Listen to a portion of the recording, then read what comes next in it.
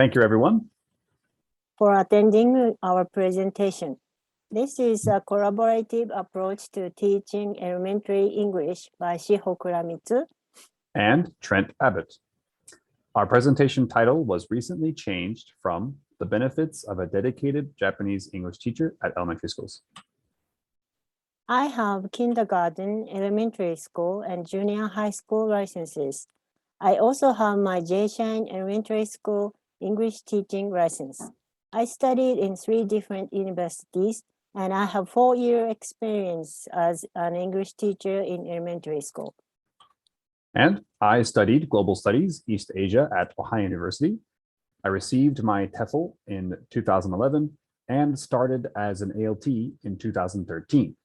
I have been working 8 years as an ALT in Nagano, and I am currently the Japanese Language Coordinator Officer for the Nagano chapter of JALT. What are we discussing about today? First, we would like to talk about the problems with English education at the elementary level. Next, difficulties that ALTs face in their work situations. After that, about the lesson plans that we developed together. And finally, how our relationship has a positive impact on English learning. Shiho, can you tell us what's going on with elementary English? Yes. Starting in 2020, English was made into an official subject in elementary school. And all over Japan, many ALTs have been assigned to those schools all over the country. This is a part of MEC's plan to provide a source of living English. However, there are many problems and obstacles present in elementary schools that make it difficult for HLTs and ALTs to work together to teach English.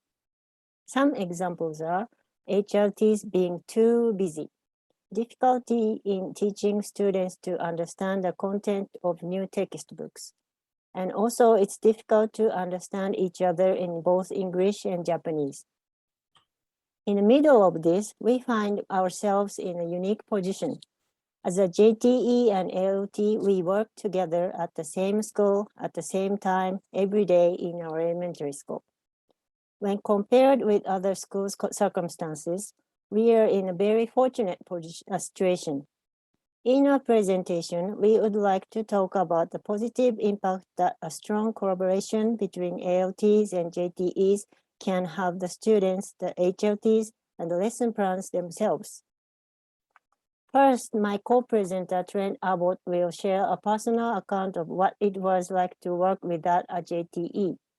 Could you share with us your experience, Trent? I sure will. Thank you, Shiho. In 2013 and 2016, I worked in 2 different cities before coming to my current elementary school in 2018. In each city, I had to work at more than 3 different schools. When I first came to Japan and started working as an ALT, English education in elementary schools was still relatively new, so no one knew how to approach teaching it. From the very first day, I was required to lead the class as the main teacher despite my assistant status, because so few HRTs had English teaching ability. It was very challenging at first, but I gradually got used to the situation and wanted to communicate more with the students and HRTs. However, as I was working at 3 different schools, it was not easy for me to remember everyone's names, which was a major communication obstacle for me. Also, it was very difficult for me at first to conduct meetings about lesson plans in Japanese. When I moved to the next city, it became even more difficult to remember names and to communicate with the teachers and students because I worked at 4 different schools. Moreover, since I was treated as the main teacher and given full responsibility of all facets of English classes, meetings with HRTs were regarded as unnecessary. Next, Shiho will tell us about another ALT situation. Okay. Now we have another experience of an ALT working in a different situation. He currently works at 3 different schools and works with 2 different JTEs. Unfortunately, because they work at so many different locations, they are unable to work together on every lesson. Because of this, he can only teach half of the lesson for each grade in a standard school year.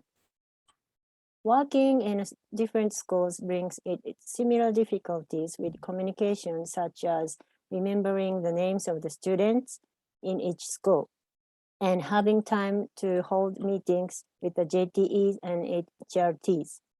As far as lesson planning goes, the ALT and JTEs try to plan lessons the same way for each school. But each school circumstances are different, so lessons end up changing to suit each situation. In addition, he also stated that it is confusing working from lesson to lesson. One class, he could be team teaching with an HLT, and the next class, he could be working with a JTE. Given these circumstances, we can see how it would be difficult for them to collaborate with each other and consistently achieve the same goals. Ideally, they should be able to work daily with each other. Don't you agree, Trent? Definitely, just like we do. Now it's time to compare our situation. As we had mentioned earlier, we are very fortunate to be able to work in this environment. Normally, elementary schools follow the textbooks decided by MEXT and just use MEXT's lesson plans. According to Krashen, we acquire language when we understand what we hear or read. Comprehension leads to acquired competence or implicit knowledge of language, a feel for correctness. In order to achieve acquired competence, we need to supply our students with comprehensible input. When we analyzed the textbook's lesson plans, we determined that the amount of input was insufficient or the input was poorly timed. We knew we needed to provide input that was more relatable to our students' context so that they could more easily acquire the form of that lesson. But we also believe that students have a higher probability of acquiring the language if they do so while enjoying themselves. We decided to look at elementary English language learning as a whole. Starting from first grade onto sixth grade, we are implementing the spiral method, using fun and engaging activities supplemented by comprehensible input along the way. In order to accomplish this, we must clarify the goals for the grade, the units, and the lessons, and determine how all of these are interconnected with other grades, units, and lessons. How do we make our lesson plans, Shiho? Okay, let me show you. First, we identify the sentences and goals that the unit wants to reach the students as determined by MEXT. Then we check the number of lessons. Next, we talk about the final activity. Depending on the number of lessons, we discuss the timing of the word introduction, the timing of the first sentence, the second sentence, the appropriate games, and if the students find the activity interesting. They are just some of the things that we discuss about and work on together. We have a clear goal for each lesson, and sometimes we choose to avoid material in the textbook if we believe it doesn't accomplish that goal. Instead, we think it would be more helpful to have the students practice with games and the other activities that are more delicious to them. For example, if you want to input a word, you can play a card game that combines the target words along a picture of the word. And if you want to do a lot of sentence output, you can play a game where the students have to ask their classmates using the target phrase repeatedly.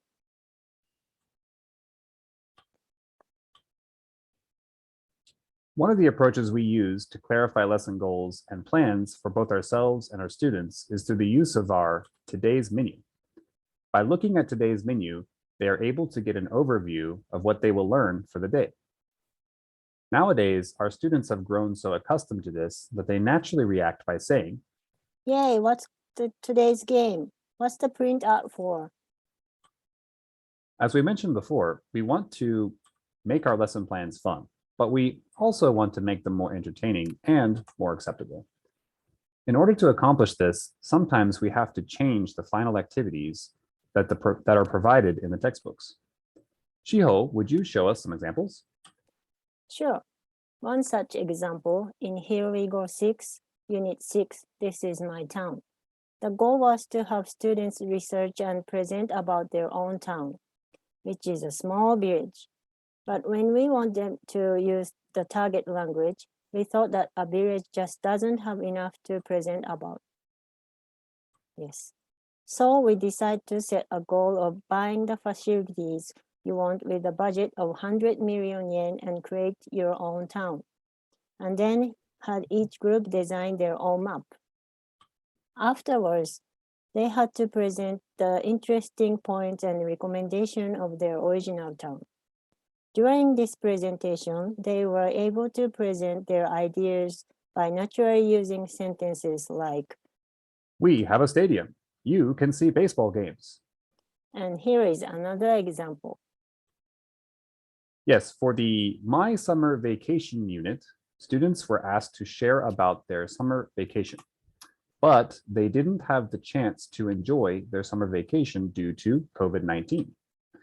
We decided that it would be more interesting to have them share about their journeys overseas or even to space using their imagination. The students were able to soothe their frustration of not being able to go anywhere during their summer vacation through this activity. And the tablets that were introduced into the schools played a very large role in this.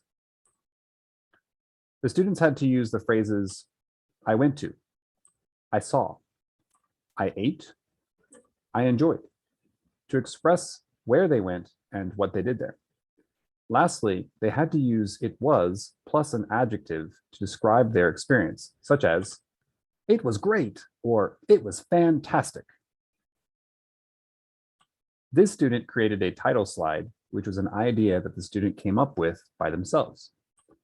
They went to the UK, which of course is something that they could not have accomplished easily during the pandemic.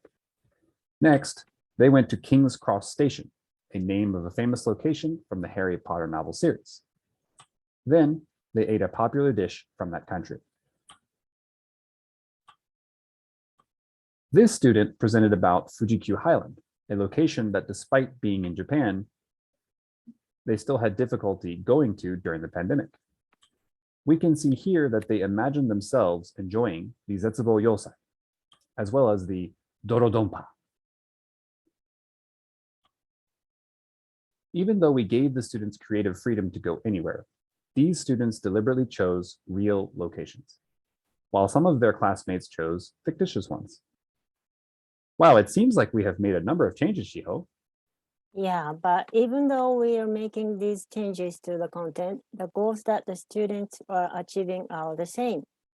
The level of the goal may be harder to reach, but like we said before, we believe that learning is more effective when the lessons are enjoyable.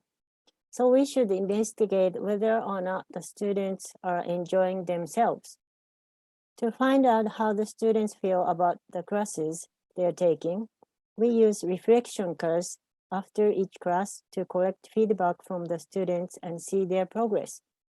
Here are some examples of what the students have to say about our lessons. Here are some comments for Here We Go 5, Unit 2, When is your birthday? They couldn't say dates in English by the second lesson, but by the third lesson, they could say their birthday in English. By the fifth lesson, they could use what do you want for your birthday before they even knew they could. This is likely because they used that sentence many times during the lessons. And the other comment from the same unit. From the first lesson, they already understood how to say months in English.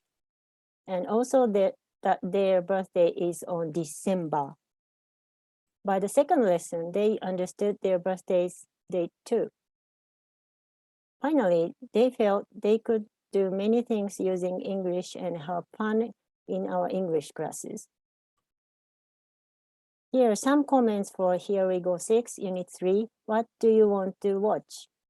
By the third lesson, they could use do you want to watch many times. By the fourth lesson, they could use what do you want to watch during the game time. Finally, they felt they could use these sentences to communicate, and they had the chance to learn about the Olympics too.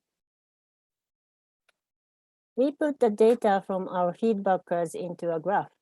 The left side part shows the number of students. The bottom part shows the answer scale on which the students have scored themselves.